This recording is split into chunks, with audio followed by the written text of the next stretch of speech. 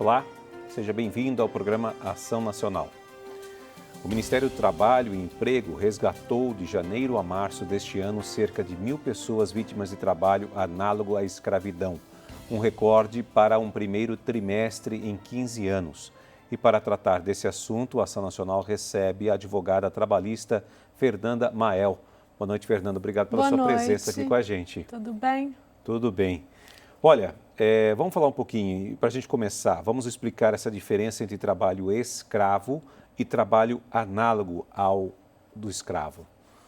Bom, a grande diferença é que a nossa legislação atual proíbe o trabalho escravo, porque o Brasil foi o último país a abolir a escravidão. Isso ocorreu somente em 1888, aos 13 de maio de 1888.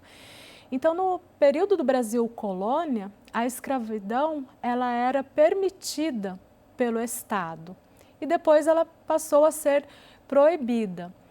Obviamente, hoje, nós não nos deparamos com condições exatamente semelhantes à do Brasil colônia, Não se coloca mais uma bola de ferro no tornozelo do trabalhador, Sim. que antigamente era o escravo, porém, acontecem situações nas quais o trabalhador ele é sujeito a condições degradantes de trabalho, a jornadas exaustivas e muitas vezes a castigos físicos, E nesse aspecto é exatamente igual à época do Brasil colônia. Nesse aspecto, infelizmente, o nosso país ainda não conseguiu a evolução tão sonhada aí, por todos, da população. Estamos falando do século XXI, E nós estamos falando no século XXI, mas situações absurdas continuam acontecendo, no século XXI,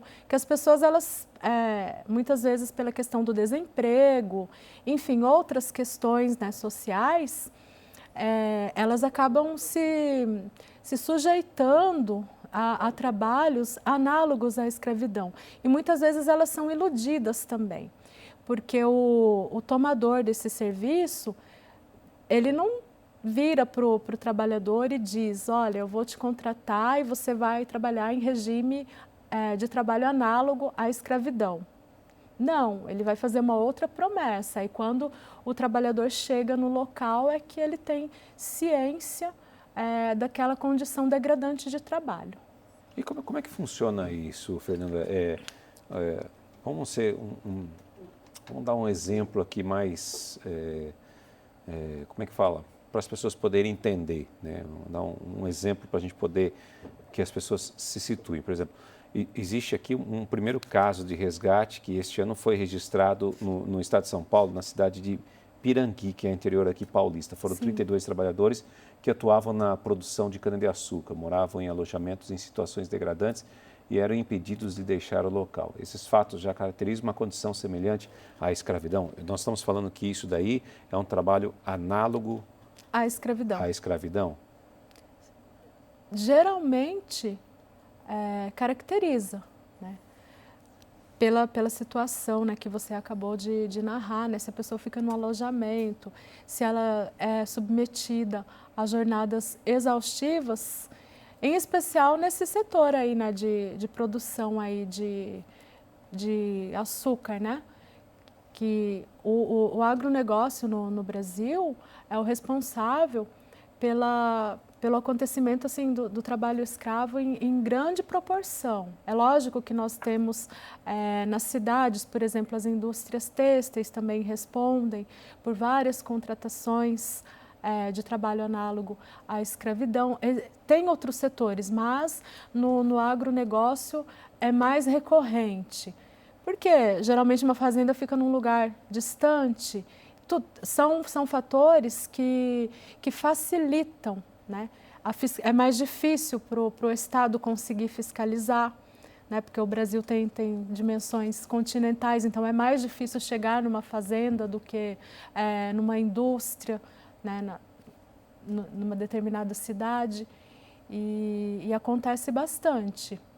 Esse tipo de ocorrências, né, que vem acontecendo Sim. assim e descobrindo. E sempre pessoas, né, que têm baixa escolaridade ou que não têm escolaridade, que estão, né, numa situação de vulnerabilidade social. Essas são as pessoas mais suscetíveis a esse tipo de contratação. E aí essas pessoas acabam por exemplo, nesse caso aqui, nós citamos aqui agora, né, moravam em alojamentos, né, de situações degradantes, e também acabam ficando devendo para a pessoa que os chamados aí, como é que chama? Coiotes, Gatos, né? né? Gatos. Claro. No Brasil se diz Os gatos, né? E que, na verdade, transporta essas pessoas de um lado para o outro e, no fim, acaba devendo transporte. Alimentação, né? Porque geralmente nessas fazendas existe um armazém. E o trabalhador, para se alimentar, ele contrai uma dívida para comprar itens naquele armazém que pertence ao fazendeiro que fez a contratação. Então, ele fica devendo para o gato, né, que o levou. Né? Não estou dizendo que são todos os casos, mas só a título de exemplo. Uma fazenda no interior de São Paulo.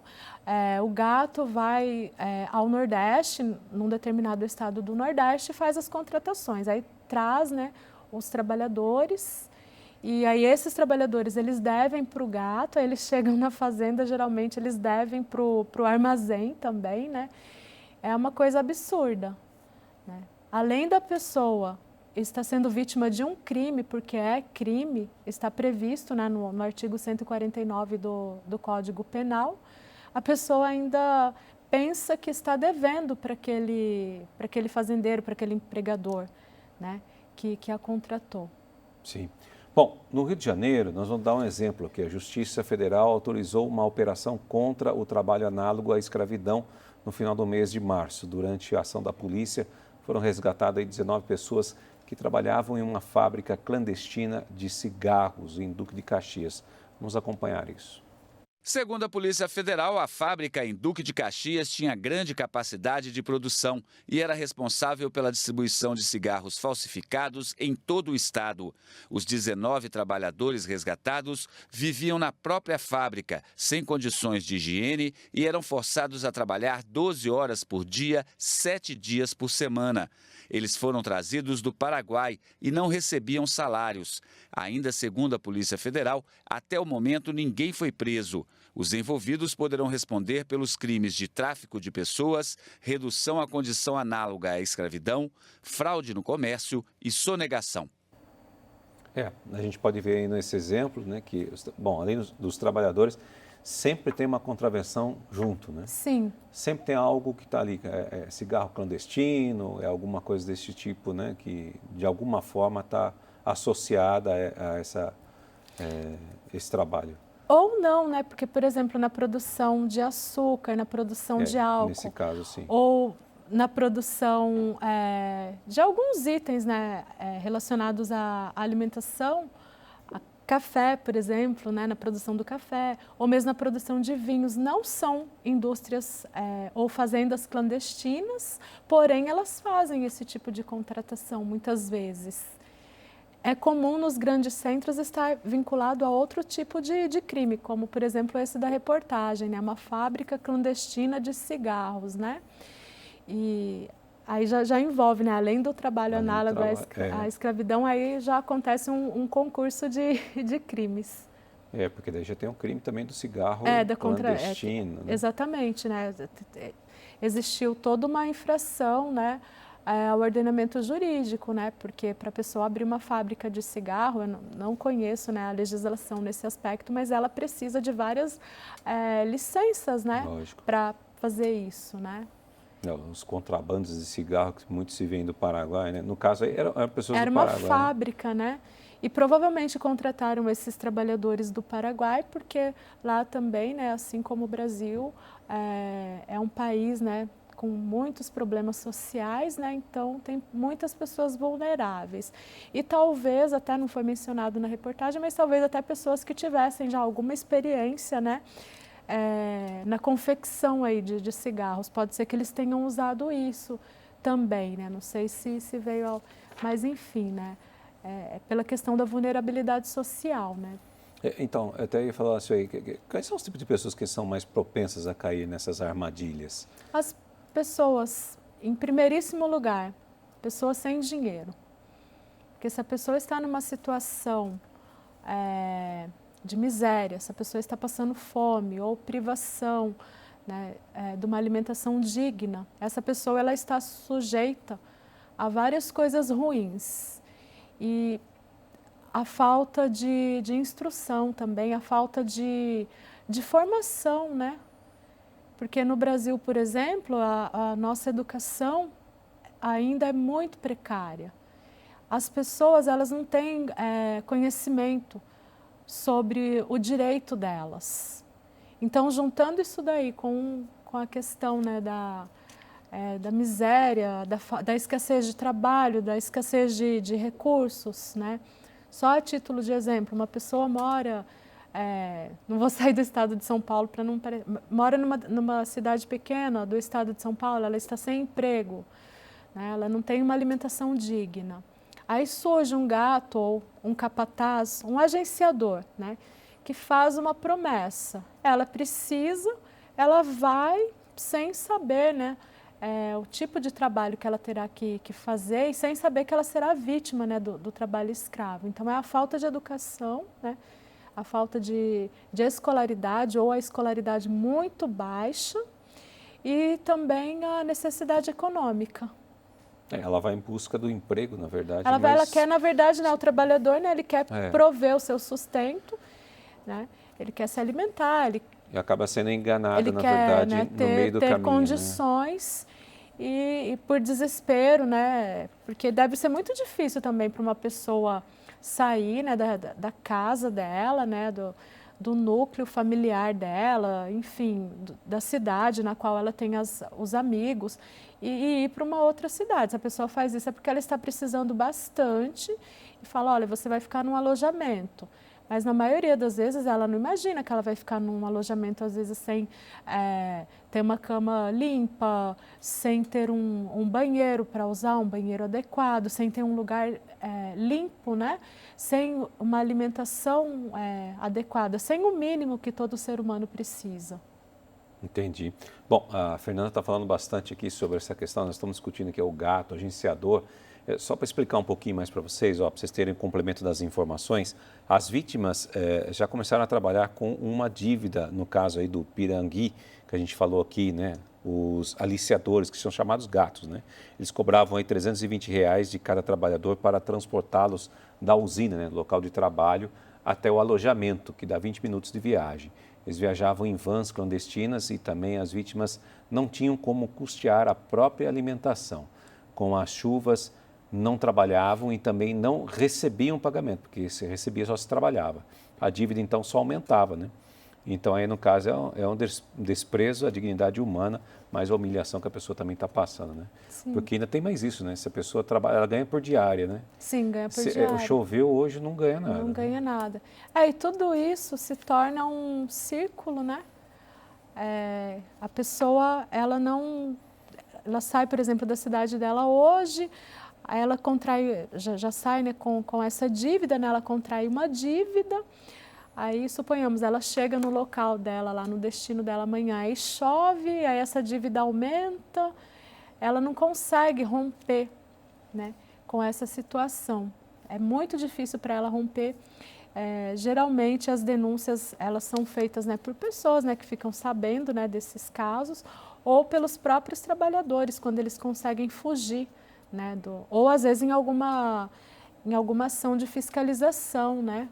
Às vezes, em alguma fiscalização do Ministério Público do Trabalho, né, eles acabam se deparando aí com esse tipo de crime, né, e fazem o resgate, né, dos trabalhadores. Bom, a gente estava explicando um pouquinho sobre a questão do que aconteceu aqui no estado de São Paulo, Sim. né, na questão da usina lá, né. Agora, em quais segmentos empregatícios há mais incidência de trabalho análogo à escravidão? Em primeiro lugar, na atividade agropecuária.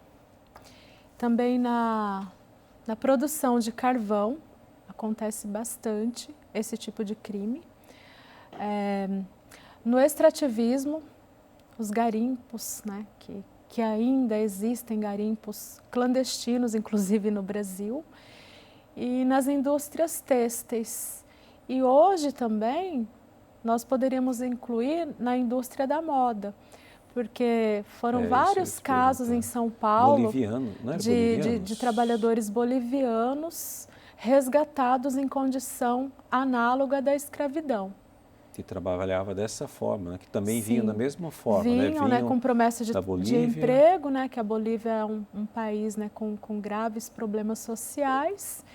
E em São Paulo eles eram, né, ou são, né, que isso acontece, né, recorrentemente, né, são resgatados nas próprias fábricas. Eles trabalham sem folga, sem ter um alojamento. Às vezes no lugar onde a pessoa trabalha, ela também dorme, ela faz suas refeições. É uma situação bastante degradante. Perde o contato com a família. Perde o contato com a família. Acontece muita violência também, né? Às vezes a pessoa ela é privada, inclusive, do direito de se comunicar, né? Para não denunciar para ninguém o que está acontecendo, né? Sim. Olha, um exemplo aqui, o funcionário também é proibido de deixar o trabalho sob a alegação de que deve liquidar determinada quantia de dinheiro, né? É uma forma também de escravidão contemporânea reconhecida aqui no Brasil, né? Para caracterizar o trabalho análogo à escravidão, é necessário observar o artigo 149 do Código Penal e também o artigo 1º da CLT. Então, precisa corresponder à tipificação penal. Certas relações de trabalho, como, por exemplo, exigir que o funcionário fique até um determinado horário, isso por si só não caracteriza o trabalho análogo à escravidão.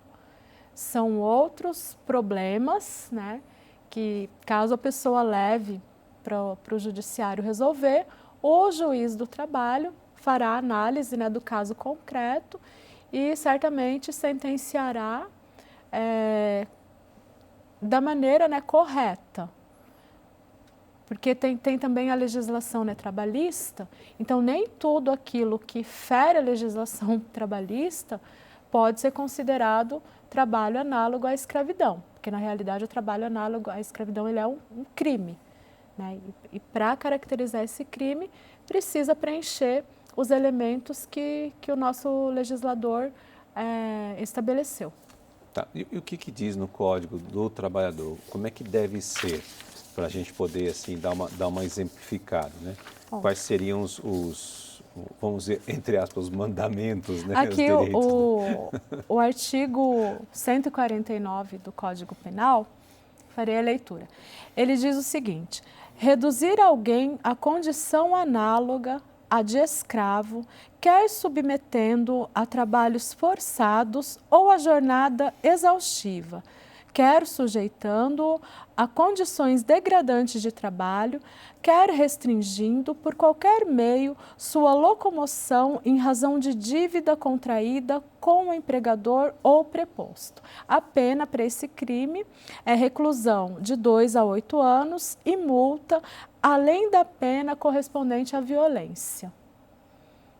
Então precisa preencher o tipo penal, né? Porque muitas pessoas não têm consciência disso, mas o trabalho análogo à escravidão, ele é crime, né? Sim. Além dele infringir a legislação trabalhista, ele infringe também a legislação penal do Brasil. Ele infringe também a nossa Constituição. É gravíssimo. Sem dúvida. Né? Porque a pessoa não tem os direitos que ela deveria de ter. Também não tem a questão de ter a folga, de ter o salário digno, né, daquele do seu trabalho. Além de ter toda essa questão, né, que não está respeitando a CLT, tem também a questão de ofender a dignidade da pessoa humana, de privar a pessoa de vários direitos básicos dela. Então é gravíssimo, ele extrapola a esfera trabalhista por esse motivo, tamanha gravidade. Bom, no início desse mês, a lista suja de trabalho escravo foi atualizada pelo Ministério do Trabalho e Emprego. E ao todo foram registrados 289 empregadores que submeteram pessoas a condições análogas à escravidão. E a fim de combater esse tipo de ação, a Missão Paz, uma instituição escalabriniana, atua na cidade de São Paulo para garantir um trabalho digno a migrantes e também refugiados. Vamos acompanhar. Neste ano, para ser mais exato, em 22 de fevereiro de 2023, foram resgatadas mais de 200 pessoas em situação análoga à escravidão, trabalhando em 3 vinícolas do Rio Grande do Sul. Mas, infelizmente, esse caso não é isolado, principalmente quando envolve migrantes e imigrantes. A Missão Paz, uma instituição filantrópica escalabriniana, apoia e acolhe migrantes e refugiados na cidade de São Paulo, com o objetivo de garantir os direitos dessa população e evitar abusos, como o trabalho análogo à escravidão. Hoje em dia, ela oferece serviços de diferentes tipos. Uma casa de acolhida com 110 vagas, mas depois ajudamos a inserir no trabalho, ajudamos na documentação, atendimento na área da saúde, na área jurídica, temos assistentes sociais, então realmente a gente consegue oferecer muitos serviços no mesmo espaço. Nos últimos 10 anos, a Missão Paz recebeu 132 nacionalidades diferentes, mais de 100 mil migrantes e refugiados. Neste momento, os grupos principais são angolanos, afegãos, venezuelanos. Infelizmente, aqui na Missão Paz, atendemos pessoas vítimas de trabalho análogo escravo. Pessoas das Filipinas, Bolívia, Paraguai, Peru, venezuelanos também. E tentamos ajudar de várias formas. Em alguns casos, levamos adiante denúncias. Então, fizemos isso no caso das Filipinas. Em outros casos, a gente recebe, acolhe as vítimas. Então, a primeira coisa é oferecer um lugar para dormir, para se alimentar. Teve um caso de uma menina boliviana com a mãe trancada na oficina de costura e trabalhava 14, 15 horas. Não ia para a escola, ficava costurando, ao lado da irmãzinha que não costurava, mas tinha 8 anos. E estava ao lado dela, então todos fechados na mesma oficina. Além da instituição dar todo o apoio para as vítimas, a Missão Paz também trabalha para prevenir a situação análoga à escravidão, oferecendo aulas de português, cursos profissionalizantes e empregos através de parcerias com empresas da região. Uma outra ação que a gente faz é aquela de, podemos dizer, prevenir o trabalho análogo escravo, por isso a gente ajuda a conseguir toda a documentação, carteira de trabalho digital, CPF, todos os documentos, e depois avaliamos empresas, temos contato com muitos RH de empresas, onde a gente vê perfil de empresas que respeitam os direitos trabalhistas, os direitos humanos em geral. Posso dizer que de muito contato com empresas, tem empresas às vezes que não querem registrar. Então a gente não permite que o imigrante seja colocado em contato. De acordo com a Divisão para a Erradicação do Trabalho Escravo, em 2021 foram resgatados 74 funcionários trabalhando em situação análoga à escravidão. Já no ano passado, esse número dobrou, contabilizando 148 casos. O padre Paolo afirma que sentiu esse aumento na prática. Percebi que com a situação da pandemia, teve uma tendência ao aumento. Claro, é difícil de contabilizar, mas a pandemia precarizou muitas situações. E, infelizmente, tem pessoas que querem se aproveitar. E são graças às ações da Missão Paz que imigrantes e refugiados como Eric Embaú têm conhecimento sobre seus direitos humanos e trabalhistas, além de ter uma oportunidade para reconstruir a vida em um novo país. Estou aqui a viver aqui está muito bem mesmo. Também muito bem, nós aqui tenho paz, à vontade, não luta, aqui sempre tem muito ambiente. E aí mesmo isso. A gente pode ver que a gente tem, o Brasil é uma dimensão enorme, como a gente falou, né? País de dimensão continental, né? E a gente tem haitianos, tem venezuelanos, chineses, né, que vêm para o Brasil, bolivianos, como a gente diz, paraguaios, né, que vêm para cá em busca de emprego e tudo mais.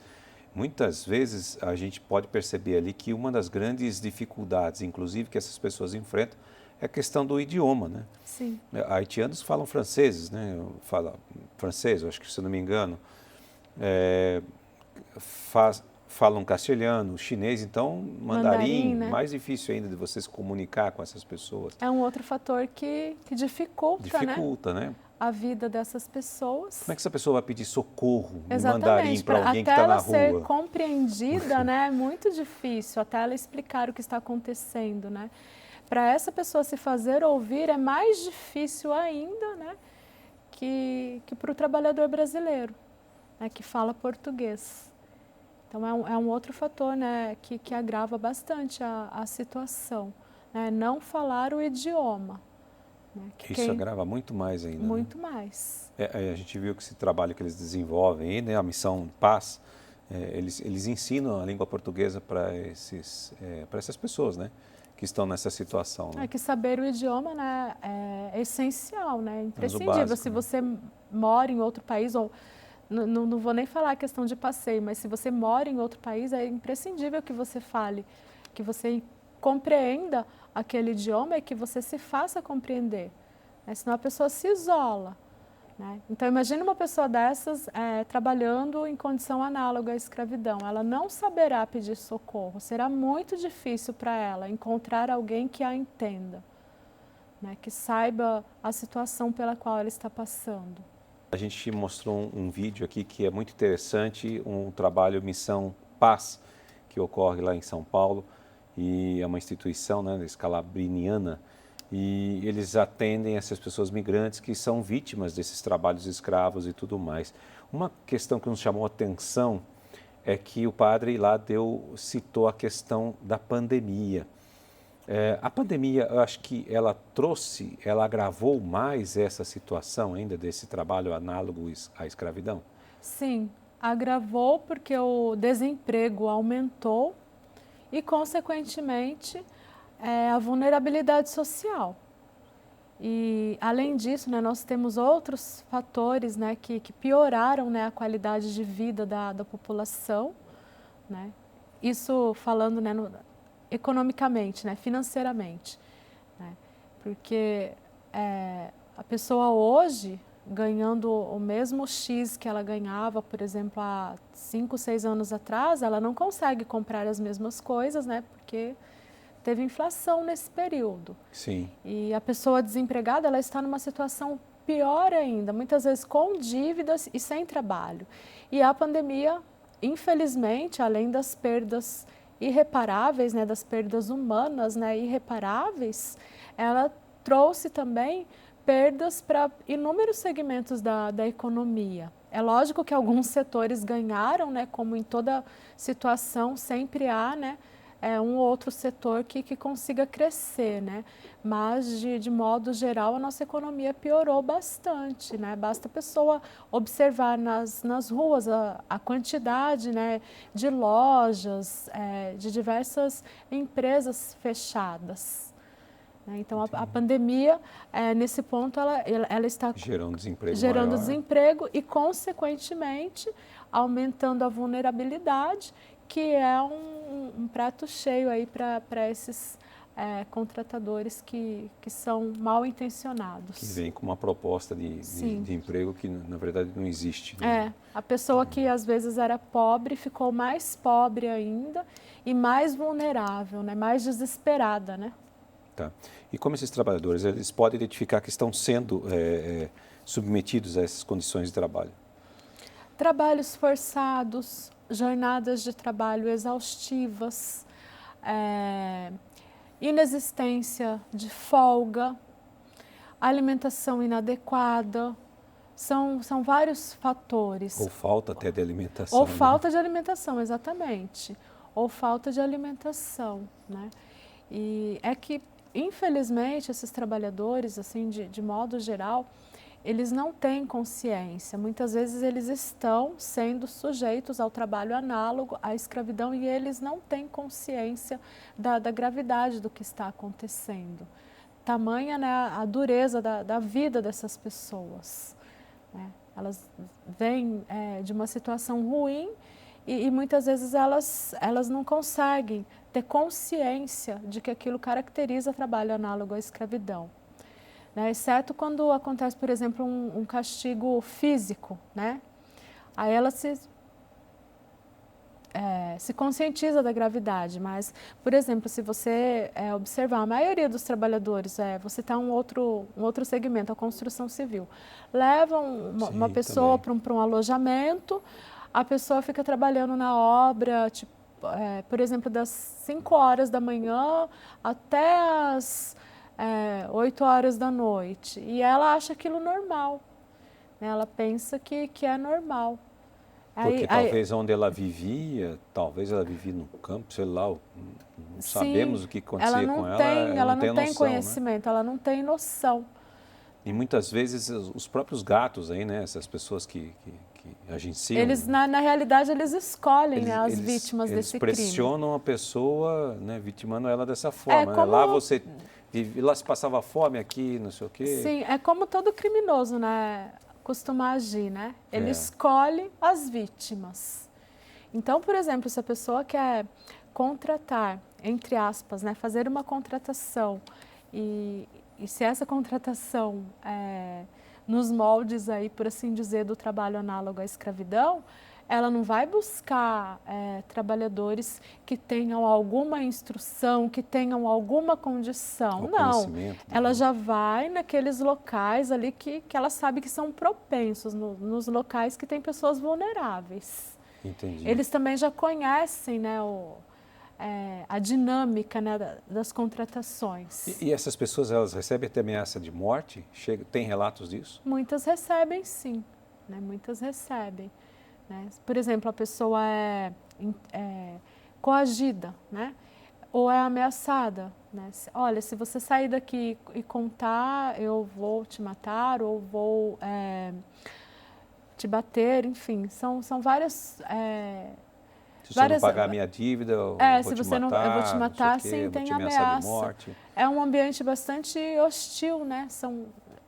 Então, ali, vários crimes acontecem, né? Além do trabalho análogo à escravidão, né? Crime de ameaça, muitas vezes, né, tem a questão, né, dessas pessoas serem agredidas fisicamente, né? Que aí já é o crime de lesão corporal, né? E em casos mais graves, né, a pessoa pode, inclusive, ser vítima do crime de homicídio, né? Porque se uma pessoa, ela tem coragem de desrespeitar o ser humano num patamar desses, pode-se esperar qualquer coisa desse tipo de pessoa. Entendi. E a mesma coisa também, aí volta aquilo que a gente começou o bloco aqui, né, falando sobre o idioma, né? Quando a pessoa ainda tem um idioma em relação a isso, é mais agravante. Como é que ela vai explicar que ela está sendo ameaçada de morte? Exatamente. Para alguém. E às vezes a pessoa, né, o trabalhador brasileiro, mesmo falando português, né, mesmo sendo brasileiro, essas pessoas, elas têm uma falta de instrução tão grande que elas não têm noção do direito delas, elas não têm noção. E infelizmente, a fome delas fala tão alto, a falta, né, de condição econômica fala tão alto, que elas aceitam qualquer coisa e elas se sujeitam a qualquer coisa. Né? Mesmo porque essas contratações também têm o elemento da sutileza, por assim dizer. Porque o gato ou o capataz, enfim, o tomador daquele serviço, geralmente ele não fala, olha, eu vou te contratar e é sob esse regime. Não.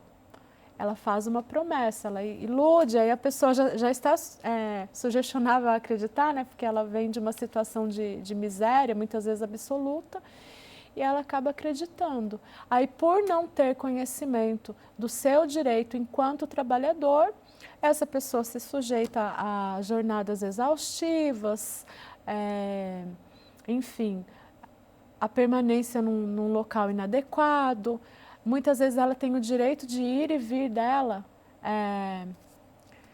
reduzido, né? reduzido.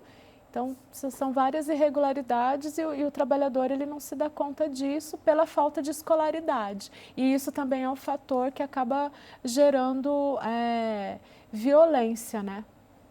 E quais as medidas aí que um trabalhador deve tomar caso suspeite estar sendo vítima desse trabalho análogo à escravidão? O que ele pode fazer? O trabalhador ele pode ligar no Disque 100 e denunciar. E caso a pessoa não tenha, né, conhecimento, né? Nunca me falaram esse número, Disque 100. Pode ligar para a polícia, né, que é o 190, que não é uma situação, né, que não é incumbência exclusiva, né, da polícia militar ou, enfim, ou da polícia civil ou da polícia federal. Então, enfim, liga no 190 que a pessoa, né, que o policial que fizer o atendimento, ele vai direcionar, vai, se for o caso, vai acionar o Ministério Público do Trabalho para fazer a fiscalização. As autoridades, elas farão, né, uma comunicação, né, entre elas, e o importante é levar ao conhecimento de alguma autoridade. Nós temos aqui no Brasil o Disque 100.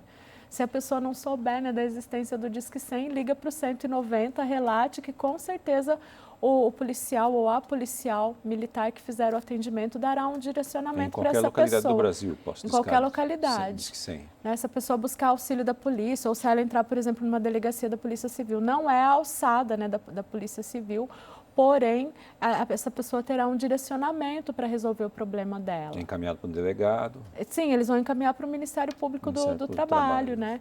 Que vai tomar todas as providências cabíveis, né?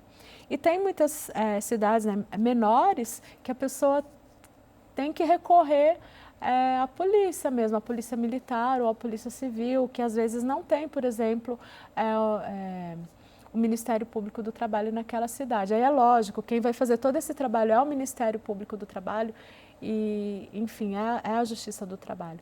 Porém, o nosso judiciário, ele precisa ser, entre aspas, provocado, ele precisa ter conhecimento. A mesma coisa, o Ministério Público do Trabalho. Ele tem um trabalho, né, de fiscalização e, além disso, ele recebe as denúncias para fazer o resgate, né?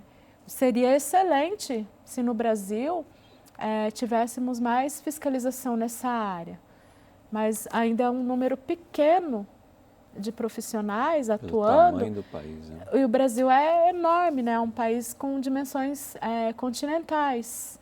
E isso, por exemplo, na região norte, é a região que mais acontece o trabalho análogo à escravidão. Porque é muito grande, é mais difícil a fiscalização. Sem dúvida. Então, é um problema muito complexo.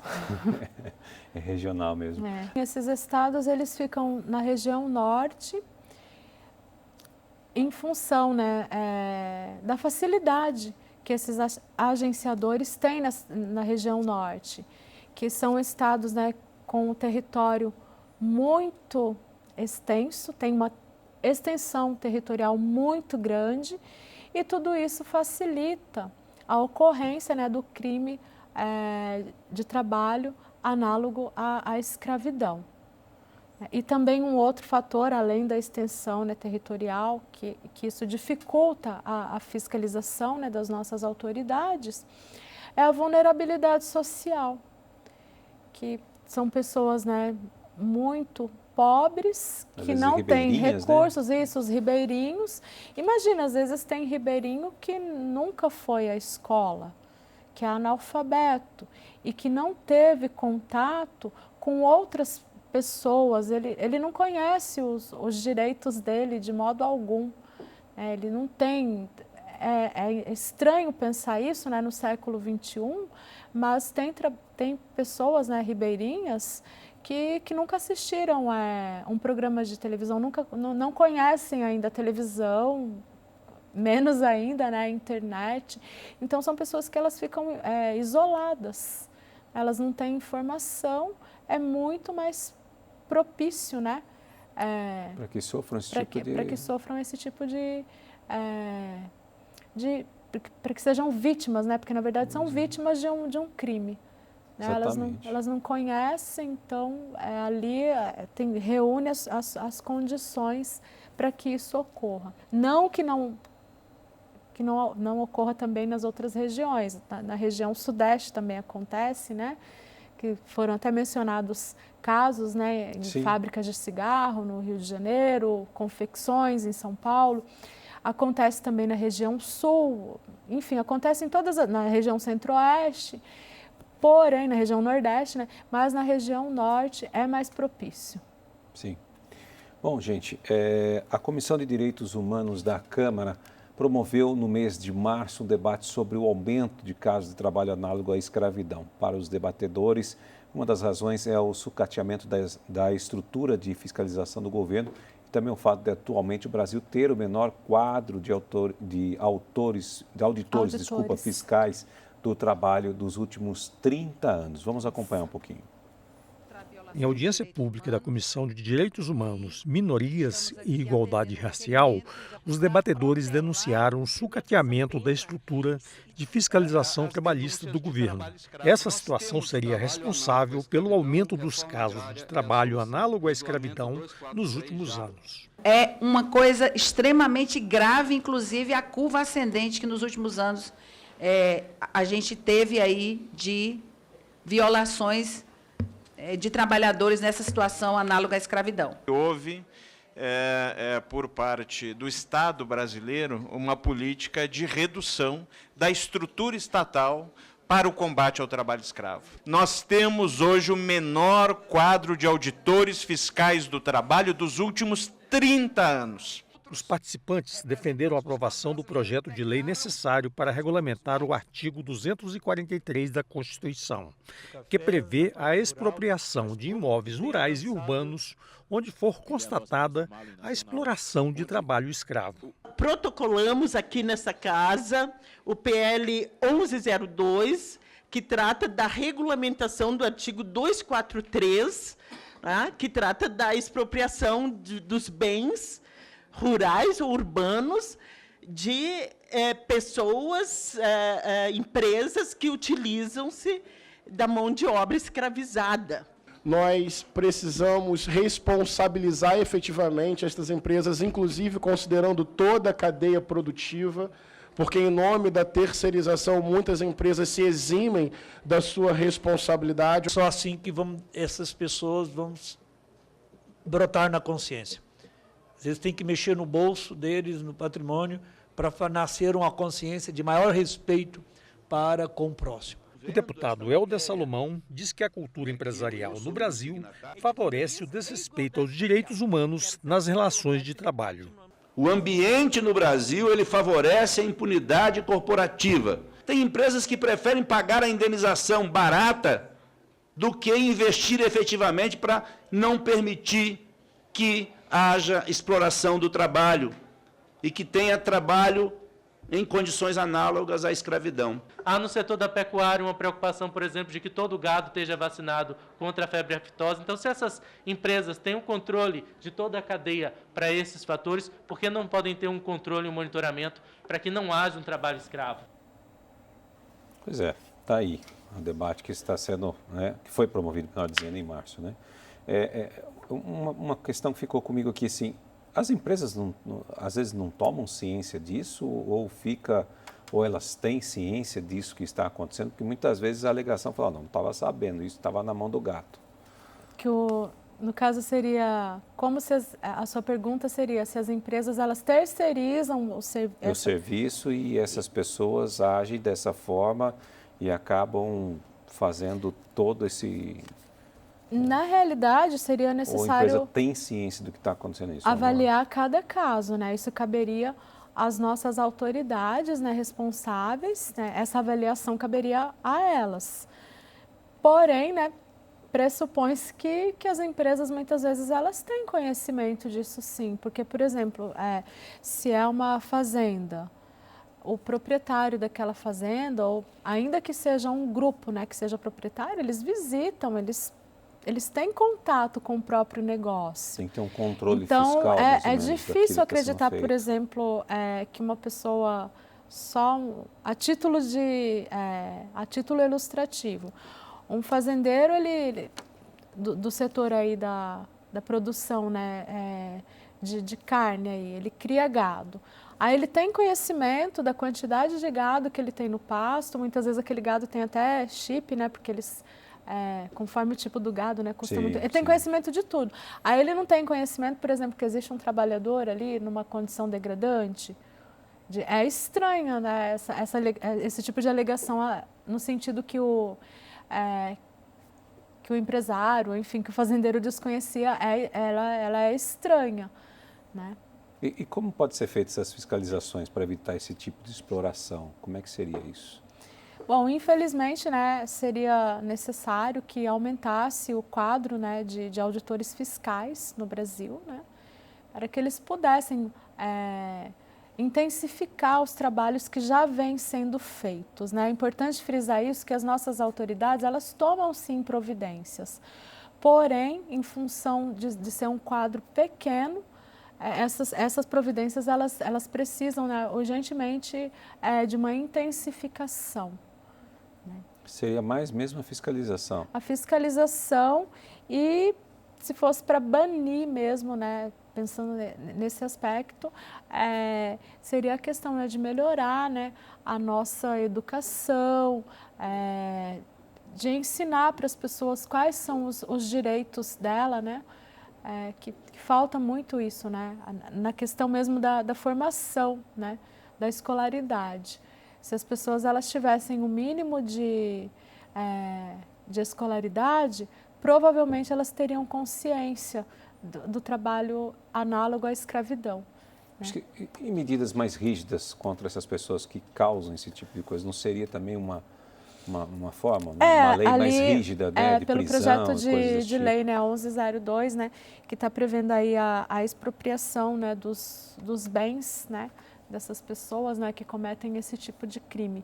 Na minha modesta opinião, seria uma medida acertadíssima, porque as pessoas elas sentem bastante quando elas sofrem algum prejuízo de ordem financeira.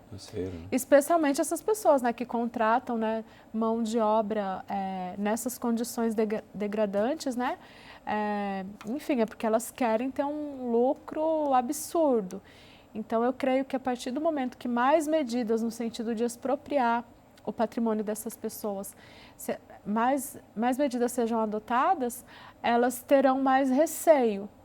Porque aqui o nosso Código Penal, no artigo 149, ele já fala, né, reclusão de 2 a 8 anos e multa, além da pena correspondente à violência.